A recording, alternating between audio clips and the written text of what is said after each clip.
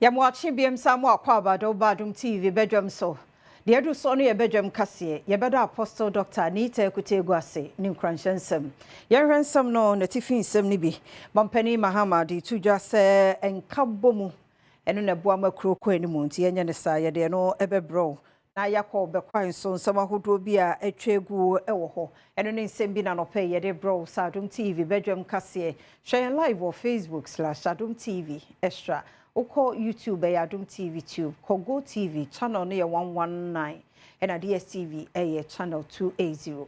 Bidin the afia amankwa tamaklo. Afia ni di minti nsem chimu ankasa. Yamam penny John Dramani Mahama enra di kanya 1st July.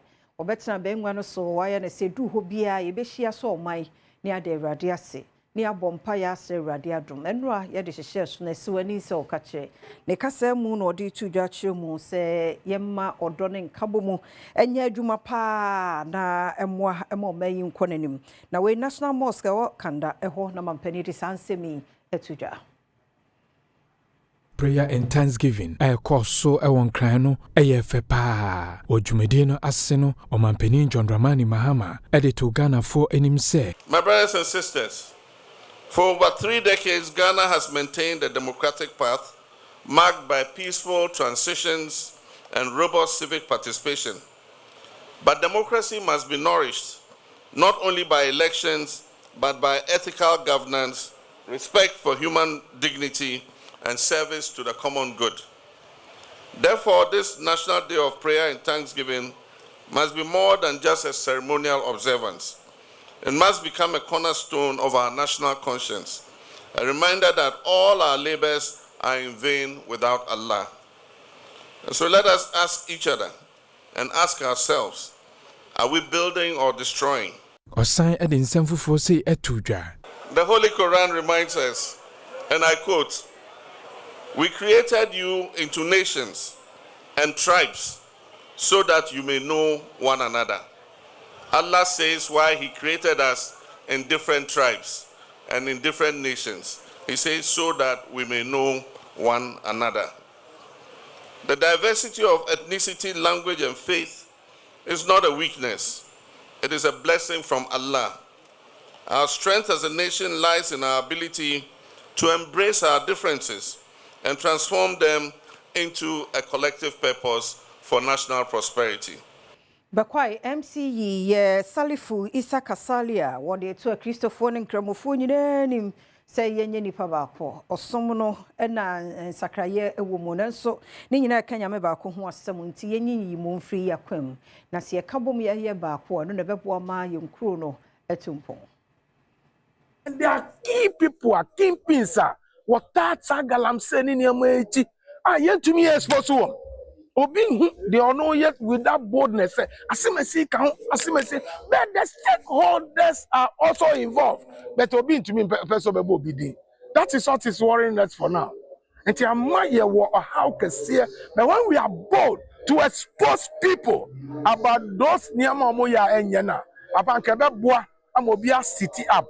Aye niama sefata na maomana afanintama pa efra. Reverend Philippine to eye bekwa mensini no sofo with that Presbyterian Church of Ghana ano akire mu se nti se akwanya aba se ye beka ye ho abom na ye bom paye edi nkan ye da nyame ase na ye sere nyame se onsi mehwe oman yi a na nkramofo ne Kristofo ntumi nkan momu dia ene na minim nyame kora yesom bekwa mansi yi mu ye nkramofo ne Kristofo yetini yie Mijidi yese Ghana yenti o haubia won kremofo ne Kristofo ntem ye nyina nyame baako ne yesom no ne yegidi se safanu no nyina kambom ne yesufre nyame a onyankopon betie yesufre Yakum nipa baako aka ho won kwanta south ntokwa yekoso no nti abeye nipa num ena nei ntokwa ne ade menteme ho ase a ekokoso won kro no bi mu nti ene wato na no monsie do ama ehun boni shro abehya de hye yimunti omo stresen kebe ya asrafo ne aposifo dodo mra ne yenye hwehwemu emfa ho. aye humomo bosome da na etoso aduasa anopa no so aba pa ho sima aduanan numbre mu hono no etututuo ekoso ewo emia hoduo mienu a eben enkwanta Bonakye akura ye yebro no a ewo Keri na Bonakye hono no enipa mienu ya wundin ene yawo abudu ya wanya mfie aduonum ene sechi abudu no so enya mfie aduonum num ena wokuhunu se wahwere wonom nkwa ewo saa mmea ahoduo mienu ene etututuo nkwa ene wototo ye wosan ehye efie mienu eka ho empanyinfo a wonom ewo Keri ekohunu se enipa afoforo miensa ena etu aka wonom a wanya prekuru ahodo ebeto dwase wundin ene owusu kwasi buakye ya wanya mfie aduasa ene bepanie Adom se a ono so enya mfie aduonum nkono na nia otoso miensa ne de enya de se wonim ne dini anase ne mfie na wonom a won ho kan ewo Keri no wakire mu se wonom eye achiode ekuro no emma police ene asra adom a wokan won ho bo mu a chief superintendent Michael Asiedu edi wonom animu no edi mrikatente ekobia saa semi esiye de be ya obenya bibia obetumi edi adanse ewo bia saa nipa bonefosem no esiye no wonom ohwere won kwan wode wan mu no akogu nkwanta mansini ayaresa bia wokọ paipai wonom ahwede nam so potia wohuye a police fo ahyase a woyen hwehwemu na mpanyinfo ahyebo se ne ebesi akire bia no wode ho amanebo eba beto manfo anim. Etwaso Adom TV Badwam kase na oguso ehwe na nansen na Ghana Statistical Service di betu dwa wo enipa wonomo etete emia hodo a yese yemfre no se baby a wo se nipa tie na chese hode ohia bubro dan a wo mutime nipa be nwotwe na kiosk tuwa bi no ni ade ka ho bi ma yamane boni prince wo se siedu ko fadama old fadama ko hwe Mamia wanya mfie aduonu mienu kura mansia ehye kioso fie bi mu chese akosem so nya no no wopo ka opa ne sank wote da pa be mu ni ade ne nso aho kire nti ena wakoje sa kioso fie ya de bia no obetua etegana na enu ne rent no Adom kase etwaso me frunof me frunaler ko na eba hase me ba ntra me wambasus ene ye kakra na mba na omukọ school be matre mba 2 na omunyina akọ school ana me be ye kaya adwuma na kakra na fi omo na omukọ sante na ewo ha na enya bibia nte na ewo ha no pacho ankran no bibia na sika no dosu na sika no ntra na ebe wo source ntra Sante na ewo ha no ahade no bo a enya dinsa omjisa one week bet ma je 40 siri ana 50 siri manya sika mi koso aka no benya sika atua kios mo aya moda no mo hotom ento akura ye pe ye be den ye be wosa nti ani bebe ye be ye ntena ewo so no ntra. How many years were the kiosk? 12 years. Yale ben na nam kiosk amdem. Ebi wo oyem yon ebi wo otie oye ebi wo sisie oye. Nti ha kwan ben so na mo fa so nya kanea mutua kanea na nsuo munya nsuo. Pacho ya nya nsuo. Ya tua kanea no so ka ya nsuo no so ya tua ka. Kanea no so ya tua busuma ba ko fife sire.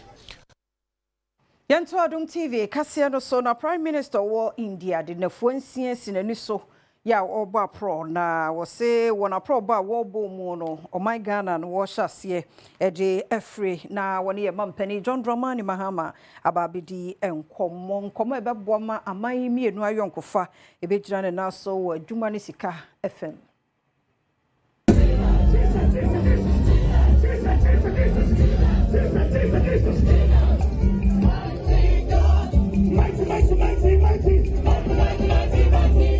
You know, Cardinal Peter appear tax na oils of Pena and now Okayamia Samno or the two go there. Brasso, the God of Fina, but someone Adrian, na and a montour, go to our name. We need a real awakening sense of solidarity, fraternal solidarity, each one caring and each one feeling for the other.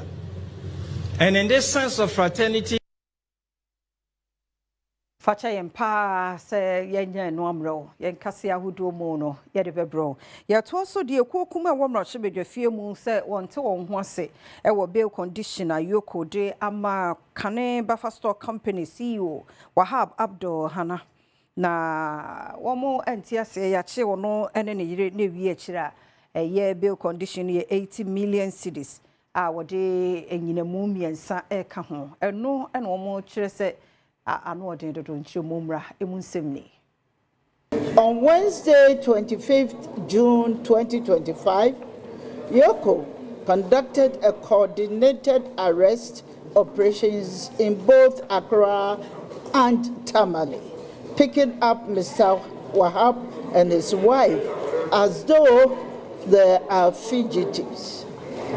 They are being investigated for alleged tax evasion, money laundering, and causing financial loss to the state. These are still allegations, and no charges have been proven. Dom Kitwano edi atudwa se womo ehwe nim se entempara Yoko ebetusa na mono. We therefore call on civil society, religious leaders, the media, and all well-meaning Ghanaians to speak out. Let us demand that our justice system be fair, not fearful. Let us resist the creeping abuse of power. Justice must not depend on political colors. Omai mo so for help muden so kwabna minta kando de to Ghana fo nyina ni mehu ni suro bi anhyen e wo COVID-19 ye na ye recordi ebie no wo kire mu san hye nyina guna kwan so a yehwe sebeya enyensemu se de di kan eba wiase no. I'm proud to inform this House that the cases were detected through Ghana's influenza surveillance system and confirmed by the Noguchi Memorial Institute for Medical Research. This national network of sentinel sites operates across all 16 regions. While many countries have scaled down or even stopped routine COVID-19 testing, Ghana has continued to integrate COVID-19 monitoring into its broader surveillance of respiratory viruses. The Speaker, so far, the outbreak is limited to the university community. It has not spread widely to other parts of Accra or the rest of the country.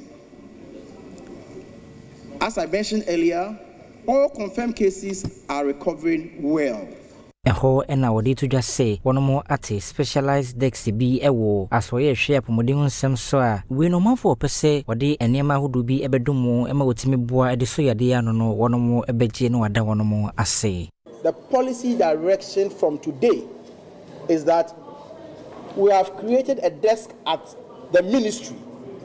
So if you have any equipment, any donation whatsoever that you are going to give us free of charge to contribute to the health needs of the country. Bayenya no so na kase no yemfansi ha yada semre ne adaje a odemaye. Bididi afia amankwa tamaklu yekwaba the bonkrata no ne Adom online stories na ye krado yenche ye basisiye ne ade atwaso.